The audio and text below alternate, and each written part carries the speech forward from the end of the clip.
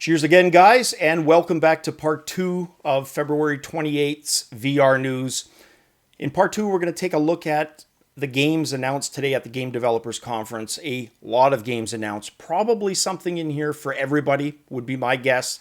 I saw quite a bit of variety, and that's only just having skimmed through it. So we're really going to dive in and see what we got. There's also some stragglers, not necessarily from the Game Developers Conference, that I've thrown in there. So let's take a look. All right, this first game is Arktika 1. So Arktika 1 is from developer 4A Games. It's for the Oculus Rift platform, uses the touch controller. No word on pricing yet, but going to be released sometime in the third quarter of 2017. So the game takes place 80 years in the future. Global warming has basically caused the temperature to swing to extremes from hot to freezing cold. Humans only live near the equator. And what they've done in this FPS is as you try to survive, fighting your mutants, guns and weapons have been handled in such a way that it's really involved in terms of how you load, modify guns. There's a lot that you can do instead of just point, click, shoot, which is kind of cool. Now, it looks great. Let's hope it plays as well as it looks.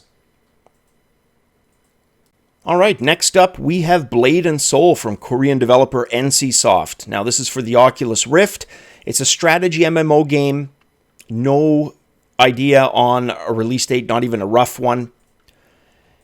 It's very heavily patterned playstyle after Clash Royale, which is a freemium game. If you're not familiar with that, it's basically your game is free, but services in the game, items to get you ahead are going to cost real world money. And with some of these games, they're structured in such a way, and it was Dungeon Keeper, yeah, it was one of those where it was almost impossible on skill alone, and you essentially need to sink money into it. Now, I don't know if this is like that at all. I suspect it isn't, and until I hear different, I won't even accuse it of being that. Graphics look cute. Strategy seems to be fairly solid, so if anybody ends up playing this and enjoys it or doesn't enjoy it, let me know in the comments below. Love to hear from you. Next up, we have Brass Tactics from developer Hidden Path Entertainment. This is also for the Oculus Rift and touch controller. It's a tabletop real-time strategy game. It's going to be released October 2017. No idea on price. But as you can see, kind of like one of the original real-time strategy games, Populous, where the idea was that you were a god guiding your people. They've taken that same kind of approach, literally. You're actually looking at a tabletop and deciding on the fate of these peons. But it looks very involved in a good way, like nice strategic depth. This is probably one I'm going to be playing. Whereas I'd probably pass on the freemium, this one I'll give a definite go to. And this is From Other Suns, a game heavily inspired by FTL, which is a roguelike-alike. If you haven't played it yet, procedurally generated, top-down, just fantastic sci-fi roguelike game. This is a first-person kind of variant of that, up to 3-player co-op. Same types of challenges, except you're doing it in first person as opposed to a top-down view. Graphics look to be pretty good. Gameplay looks smooth. And the beauty of a roguelike style game with the procedural generation is you basically get a new experience every game you play, which is awesome. And they tend to be pretty challenging, but that's a good thing. Gives the game some long legs. And this game is Killing Floor Incursion from developer Tripwire for the Oculus Rift, touch controls specifically. A zombie survival horror.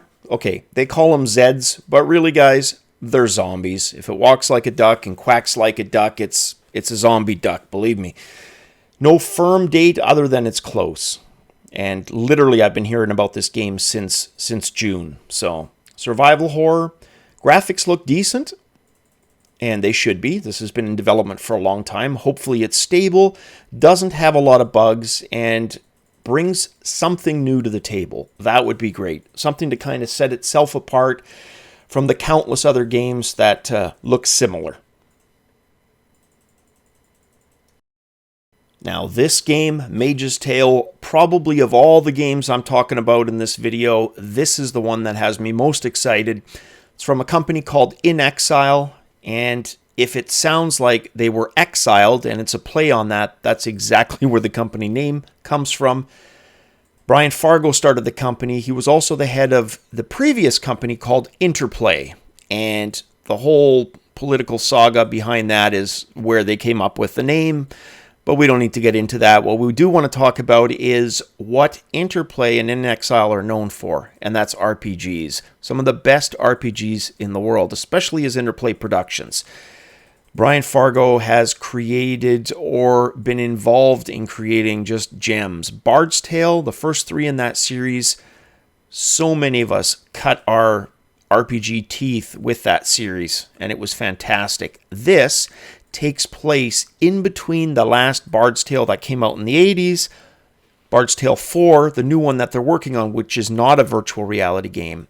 So this takes place right in between the timelines, same universe of those two, as an action RPG. You can see heavy use of gestures, i.e. the Oculus Touch controls. Super stoked about this one, guys. Absolutely can't wait. Estimated 10 hours of playtime. All right, this game is Sparc, Virtual Sport. Uses the Oculus Touch controllers on the Rift version, the Vive controllers on the Vive, and the Move controllers on the PlayStation VR. As you can see, it's coming out for all of those platforms sometime this year. No exact date given, but it's got that kind of that futuristic, almost Tron-like sport look. I'm not huge on games like this, but the right price, I'll probably give it a shot. And the last game for this batch, Sprint Vector from Survios, the people behind Raw Data, one of the best virtual reality games out there, period. This is for the HTC Vive. I've kind of categorized it as a sport title. Maybe a race you could also categorize it as. But you know what? That's still sport. So that is Sprint Vector. Still got a little bit of that Tron vibe, just like the other game did.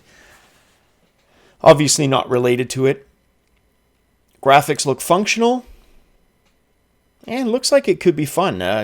Definitely doesn't look like anything else. You can say that about this for sure. All right, guys. That wraps up these games. And part 2 of the news tonight. I have a feeling the Game Developers Conference is going to announce a bunch more games, possibly on the HTC Vive. Really, this was the only one on the Vive of this whole batch. So when they come out, I will announce them. Cheers, guys.